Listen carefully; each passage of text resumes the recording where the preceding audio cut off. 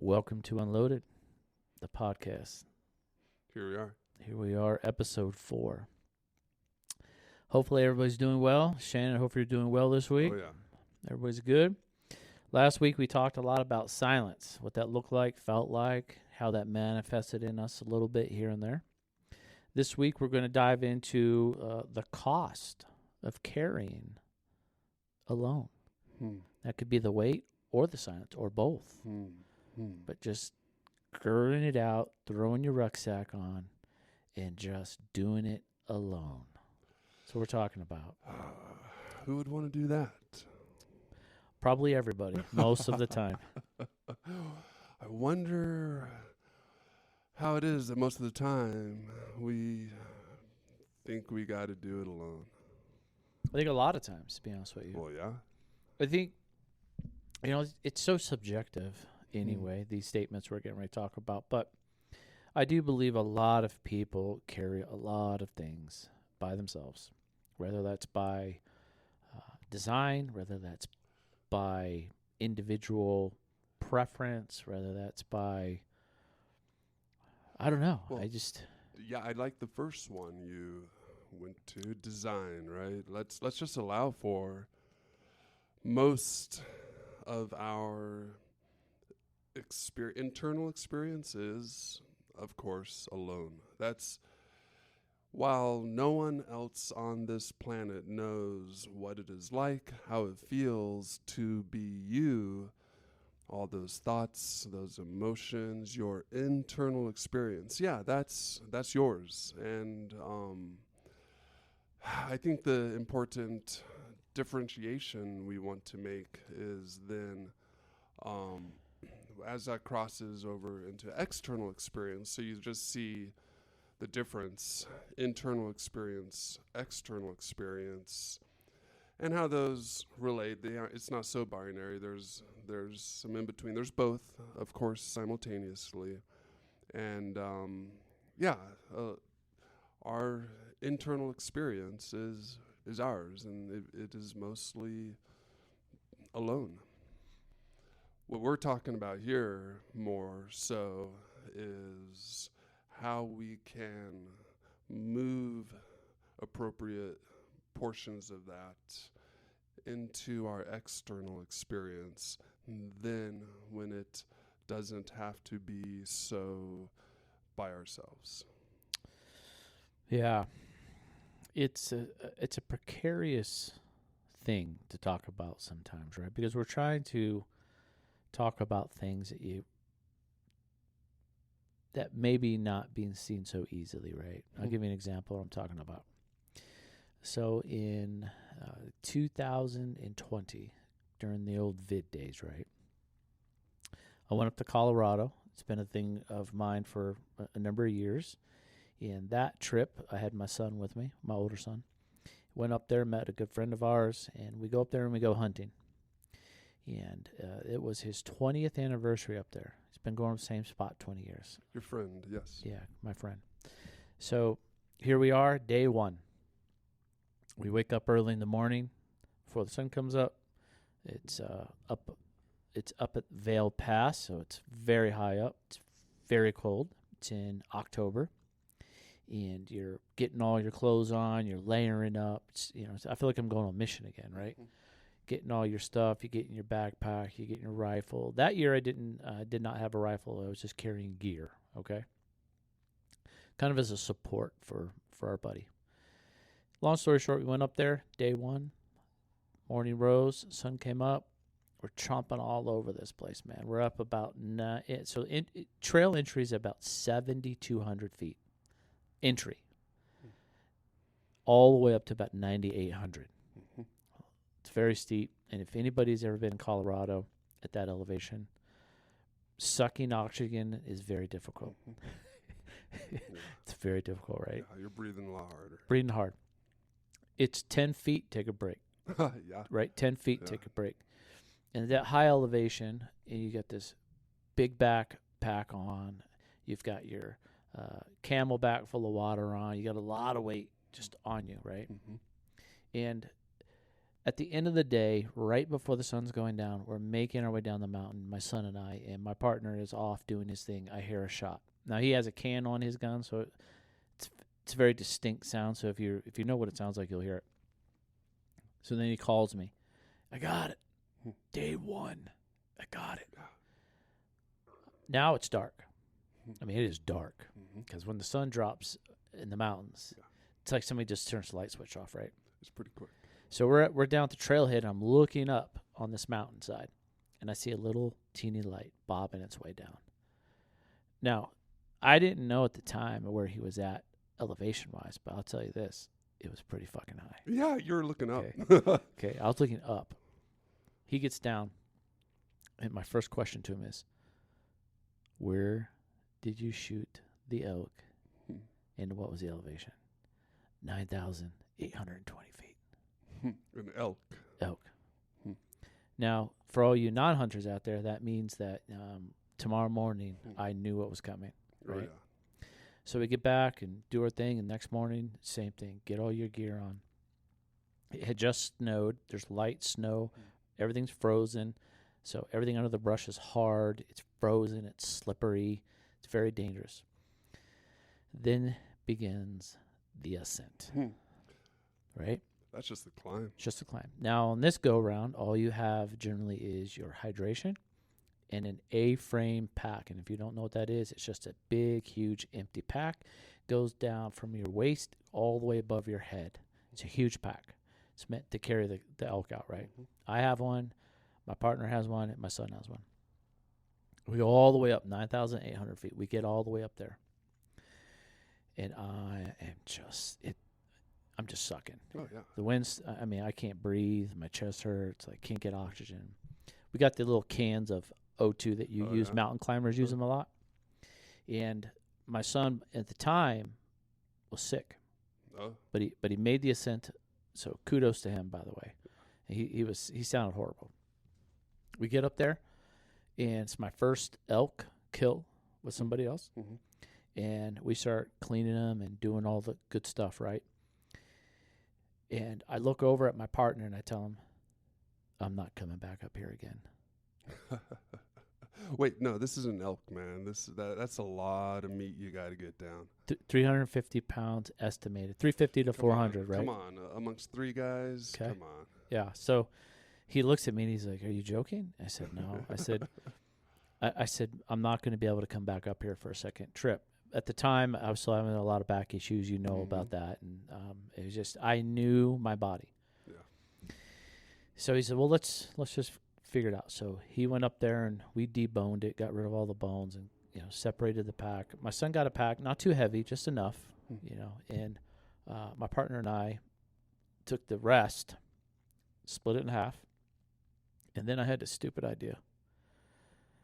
I said, can I have the pelt? Dude, that is a stupid idea. Right? So he goes, you want the pelt? I go, well, yeah, I don't want to leave it behind. Do you know how much that pelt weighs? Most people don't. And this is a full-size mature cow, by the way. We had a cow, not a bull, but it was a cow. Female elk, okay? Still pushing, I think, ballpark 400 pounds. So we load up our packs with the meat first.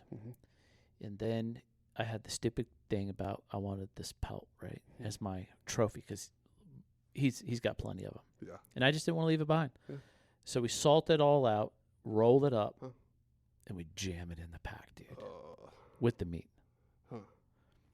So my son's standing there. He's got his pack on. He looks pretty good. My partner gets up. He looks okay. And then I tell both of them because we're on a slope. I say, you guys are going to have to help me up because I could feel the weight, okay? Now, for those who don't know, in my military service, I was a mortarman in the infantry for a little while, in air assault infantry. And I'm very familiar with very heavy rucksacks, right? Yeah. This is back in the 90s. When I went to get up, I knew that I wasn't going to be able to get my feet under me, and I was probably going to fall on my butt again, right? That's why I asked them. I said, you guys are going to have to pull me up to get me on my feet. I'll tell you this, bro. When we stood up, the weight I was carrying was bearing down on my shoulders. And it was bearing down on your back. You could feel it all the way into your knees, right? You just stand there trying to hold the weight, not even move, just hold it in one spot. And I said, I need 2 sticks. Right? I need 2 sticks. Because I'm not getting down here without probably breaking my neck or my back or something, right? I don't know what the weight was, but it was very, very, very heavy, right? You got a long way down. 2,000 plus feet. Slippery feet. Slippery feet. Yeah. So anyway, the whole story about that is that, when we're carrying this weight, I started out with my son and my partner. As we made the descent, at one point I told my son, just go. If you can go, go. All right? Don't wait for me. I'm going to slow you down. So my son did. He took off. And then, at one point we took a break. My partner helped me up. I just leaned on a fell down tree. I just sat on it, right? I didn't want to take the pack off because I knew I wasn't going to be able to put it back on. Yeah. Just keep it on my back, right? So at one point I told him, hey, man, just go. Huh? He's like, you sure? I'm positive, man. Just go. Because I can see it's miserable. It's miserable. Having to go so slow, waiting right? For you. Yeah. I mean, for me. And he's like, I don't know how you're doing this, first of all. He's like, this is astonishing. He's like, I don't know how much weight that is, but it's a lot of weight. And in the snow, in the frozen ice and slippery slope, you're sending 2,000 plus feet. So he leaves me. Now I'm alone with the weight. Right? And I'll tell you, I thank the Lord for my military training because it came in very handy in that moment of time because there was no ifs, ands, or buts about it, man. I had from point A to point B, and it was just me. Yeah. Like, nobody was coming to help me. Nobody was going to come pack my weight down for me. I chose what I chose, and now I had to own it and carry that weight alone, and it sucked. It sucked. It sucked, right? Yeah. But when I got back to the truck and was able to get rid of the pack, take the weight off of my body, such a clear moment of not only clarity but relief. Yeah. When that pack come off, man, it's like no other feeling. It's like, oh my God, thank you. It's off. I equate life to the same thing. Yeah. At some point, people will carry that for so long in silence, and then one day they get an opportunity to unload it all, and it's a life-changing feeling. It is. It often doesn't happen that fast, from having 100 plus pounds on your back and then you're just getting to dump it all in the back of a pickup truck, and then feeling, 100 pounds lighter, what we're talking about beyond this very well described analogy here is, of course, the psychological weight of many different things. And those, sometimes they're, a big day, a really good, powerful weekend retreat or something, there's some treatment modalities that can move a lot of that quickly to, and I don't know, generally it takes a little more time, piece by piece, I'm going to take this out of my backpack, kind of look at it, I'm good, set it down, I don't know if I want to keep carrying that anymore. Okay, what else is in here? Oh, I forgot about this. Okay. Do I really even want to reach into my backpack and grab that? Oh, no, man.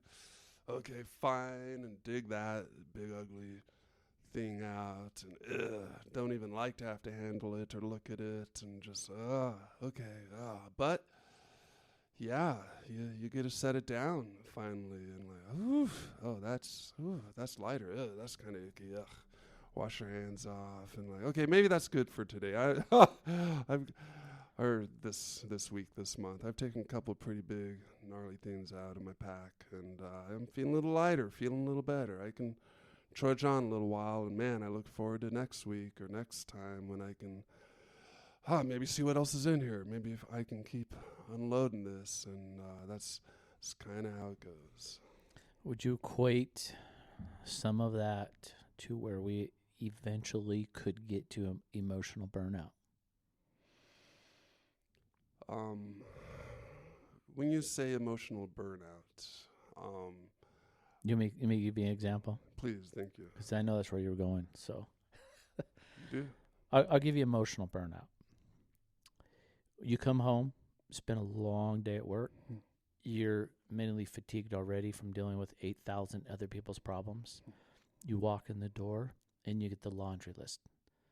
All right, not in a negative way. No, just, It's just a laundry list that comes keep at going, you, right? yep. Like, hey, when you get a chance, I need you to do this, I need you to do that, I need to do this, and can you take care of that? Oh, the water line broke today. I don't have the house is out of water, and this is going on, that's going on, and in the 1 millisecond of time, you have a thought. I can't freaking take one more thing. Yeah. That is how I equate emotional burnout, man. You just can't. Just don't tell me one more problem. And when you say right? emotional burnout, sorry, while that thought is there, it's hitting down deeper though. It's coming from the depths. It's Correct. It's not just like From the center of your core. Yeah, that's the emotional pretty part, deep. right? That's when it comes. You experience a wave of anger, or just like F this, or just like wanting to bail, like just.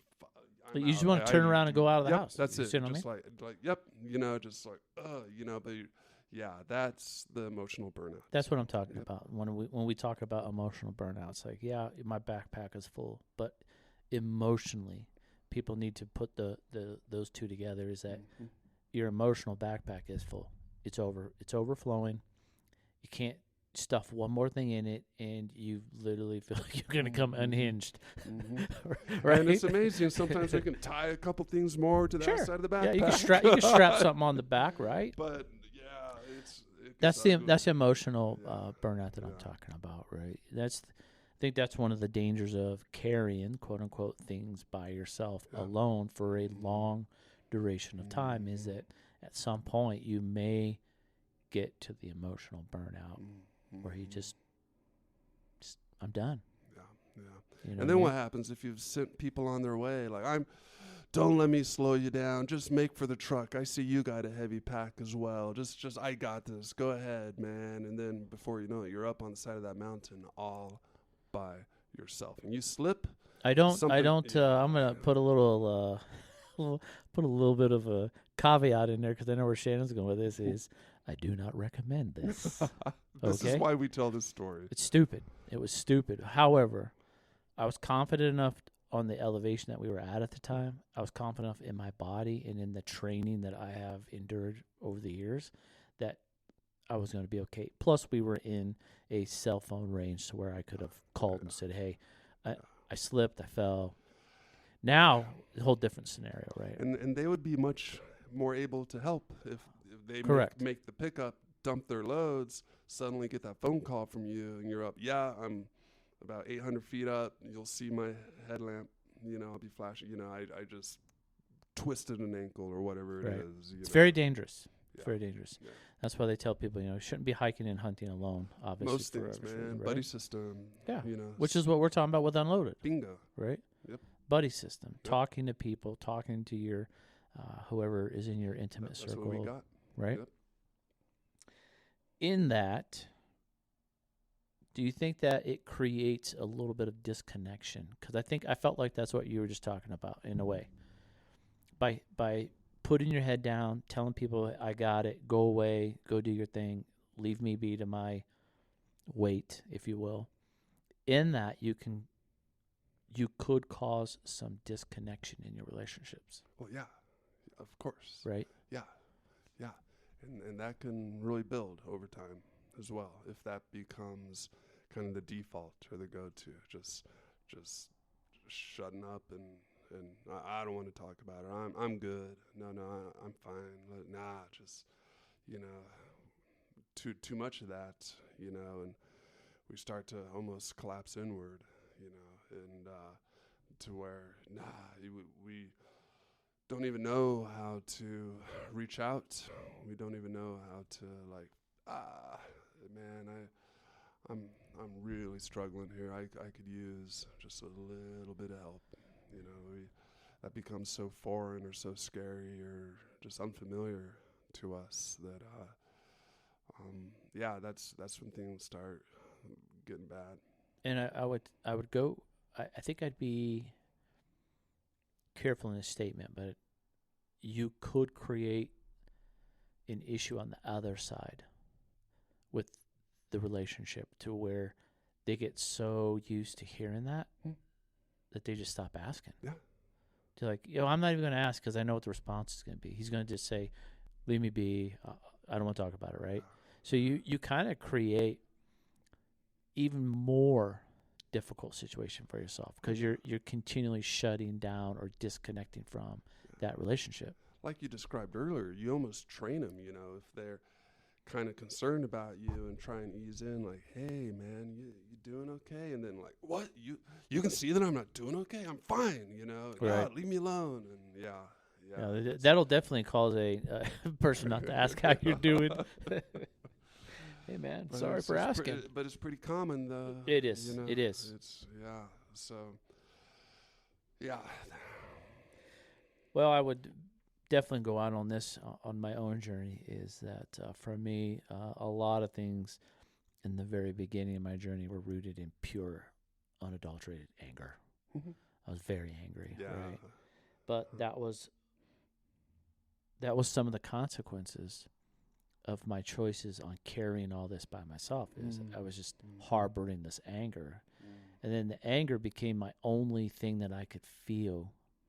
I couldn't feel anything else. It was just everything was based in anger, right? But we're going to get to that down the road. But I just want to kind of throw that out there as kind of a consequence to what we're talking about. Could be anger, the numbness. That's a big one, right? You start getting numb inside, right? And the wild thing is, anger is often a secondary emotion.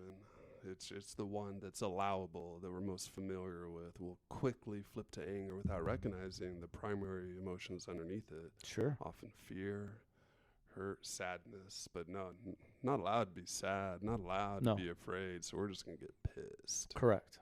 Let's not look at what's underneath of that anger, right? There it is. But I think withdrawal, numbness, all same territory in my opinion, right? Mm-hmm. Some consequences of this long journey of carrying this in silence by yourself. Those are some of the things that could definitely be some indicators. And all the associated distractions, you know, all the screen time, all the whatever it is, how we just like, you know, just turn our attention. Scroll for 4 hours. That's it. Yep. It's crazy. And then for me, then you get to the point where you realize you can't do it anymore by yourself, man. For me, that was a tough place to get to, man. We should tell that story next episode. We will. Okay. So what we got? So we're on 4. Yeah. Perfect time. Yeah. So episode 5, which will be. We can't keep kicking that down. No, I've got some inquiries about it already. Okay. So. Yeah, same here. So yeah. We'll talk about that. All right, next we'll one. Talk about that. So I think, you know, when you finally get to that point where you just can't do it by yourself anymore, that's a freaking scary place to be, man. Yeah, it is. Right, and we're going to talk a lot about that next week in fear? episode 5. Yeah, and I'm going to be honest that next week episode is probably going to be all about an hour, continuous. Oh, okay. There's no way we're going to get that That's a good hammered point. in That'd be 30 hard minutes. to cut in Not half. happening. That's a good point. Okay. Yeah, and I don't know if cutting in half would do it justice. Good point. I'd like to see if we can just roll through it Okay. in one continuous recording. We're planning out things as we go. Excellent. That works well. If the audience hasn't figured out, Shannon and I agreed when we started this podcast together was this is 100% organic. I want people to know there are no scripts. There's no. We have an idea of what we want to talk about, obviously, to keep this going in the right direction. But this is 100% organic, and other than a snafu or a foo bar, I'll let you all look that up on your own. We don't do any editing. This is as raw as it gets. Yeah, this is real. it's Yeah. 100% real. So I think it's a good place for us to. I know it's a little Yeah. shy. We're about 25 minutes into this episode, but I think ending on what happens when you get to that point down the road is a great catalyst to start off our next episode. The point of holy hell. I cannot. It's almost beyond words. It's the deep feelings and just like that exhaustion, that kind of almost acknowledging the fear, the sadness, the just like desperation. Even I can't keep going like this anymore, man. I feel like I'm about to snap or break, man. Okay, fuck, do I really have to ask someone for it? Do I really have to talk about that? I don't want to, and it's that internal dilemma and struggle that it just, that's the point. And then, that most of us will reach sooner or later, one time or another, that Michael got to about the time I met him, and we will tell that story in our next episode. Yeah, and there's a catalyst usually, right? Mm. There's usually Yeah, a good defining point. catalyst to Yeah. why you get to that point. And I'm just going to tell everybody out there, like, this is going to be one of the first vulnerable episodes, in my opinion, from this side of the table, because I'm going to be sharing something with a lot of people that have never heard the story. Now, there are a few select people that are familiar with our story, mostly my intimate circle. But I think for the listening group out there, you're definitely going to want to listen to this episode, episode 5 coming up, where Shannon and I are first introduced, and the catalyst, if you will, that sent me down that path, which now we can look back, which is a 10-year journey. Right. I'm even going to learn some things. That was 10 years ago, man. Yeah. So, here we go. So it'll be an exciting time. I just want to thank everybody for listening to us once again here on Unloaded.